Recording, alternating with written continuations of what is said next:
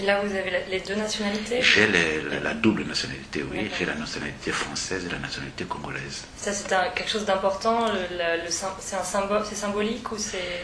À partir du moment où j'ai pris la naturalisation, où j'ai acquis cette nationalité française, cela m'a aidé à me fixer ici. Je me suis dit finalement, la terre d'origine, c'est celle où l'on vit. Ce n'est pas celle rêvée de cette enfance. Oui, elle est là-bas. Petit à petit, j'ai réussi à désinvestir effectivement la terre congolaise pour m'y établir. Je me sens aujourd'hui béglé. D'ailleurs, je vais en Finlande, je vais en Suède, je vais au Canada où je reviens. On me présente comme poète béglé, poète d'origine bordelaise, poète. Je me sens beaucoup plus béglé maintenant que congolais. Donc, habitent en moi ces deux âmes, mais l'âme congolaise a perdu de sa force d'appel. Un appel qui était toujours très très fort pour que je redevienne donc celui qui habite deux mondes, et le monde au présent, au quotidien, là où j'inscris ma racine, c'est là où j'habite, où j'ai acheté ma petite maison, où je vis. En descendant au fond de moi, qu'est-ce que je trouve? Je trouve mon enfance. En descendant encore au fond de moi, je suis ce Bordelais avec la méthode cartésienne, avec une méthodologie apprise à l'université de Bordeaux, le médecin que je devais devenir, ou le psychologue que je suis devenu, le mathématicien que j'aspirais à devenir, le philosophe que j'aurais voulu être, ou l'homme de lettres que j'aurais aspiré. Tout cela, c'est quoi? C'est la méthode héritée d'un certain Descartes.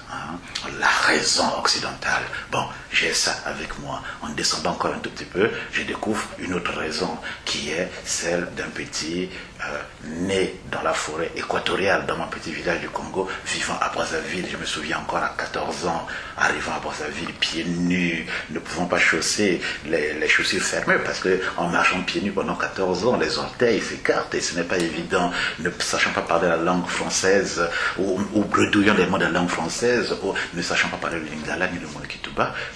Bon, voilà, je suis celui-là. Et je descends encore au fond de moi. Qu'est-ce que je retrouve?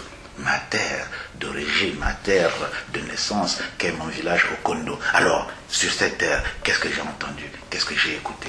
Voilà, je me retrouve nez à nez avec ma tante Bernadette Ampéli. Tout ce que j'écris à ce jour n'est que l'écho de la parole fondamentale, des énigmes, des métaphores, des symboles qui sont nés du souffle de cette femme qui était une grande philosophe. Elle était toute petite, comme ça, pas très grande, mais avait un regard capable de percer ce mur, de casser tous ces murs, rien qu'avec son regard. Sa parole, quand elle prononçait une parole, on avait l'impression que le ciel descendait pour essayer de venir s'approcher, de s'inspirer de ces métaphores.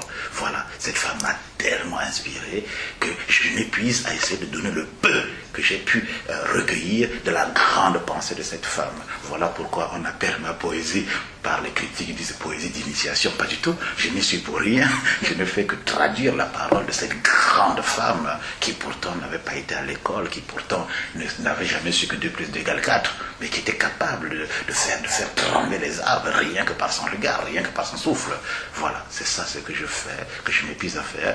Vous considérez ça comme une richesse, justement, d'être né au Congo et maintenant de vivre en France? Ah bien sûr, oui.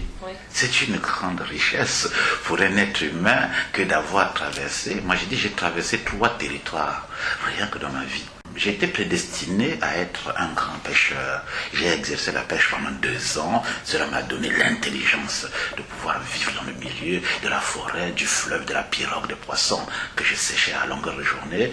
Ensuite, j'arrive à Brazzaville. Cela m'a ouvert d'autres vannes, etc. J'arrive en France, mais pour moi, c'est une richesse immense. Là, je m'exprime en langue française, en utilisant des mots de la langue française, parce que la France, la France m'a permis l'ouverture au monde. Quand je pars dans d'autres pays, je quitte la France pour ces autres pays. C'est ma terre, c'est ma richesse. Et la langue française, n'en parlons pas. C'est grâce à elle que je peux dire, voilà ce qu'a fait Ampéli. La langue française me permet, donc c'est une langue qui me permet de communiquer avec l'autre, de dire à l'autre ce que je ressens, de dire à l'autre ce que je pense, de dire à l'autre mes états d'âme, d'échanger avec l'autre. C'est ma langue d'échange. Mais en descendant au fond de moi, le souffle premier qui sourd de manière volcanique, c'est le tégué, qu'ensuite je lui donne des bonnes méthodes françaises. Voilà, donc j'ai cette double richesse qui parfois m'encombre, parfois m'épanouit. Hein. C'est une chance énorme.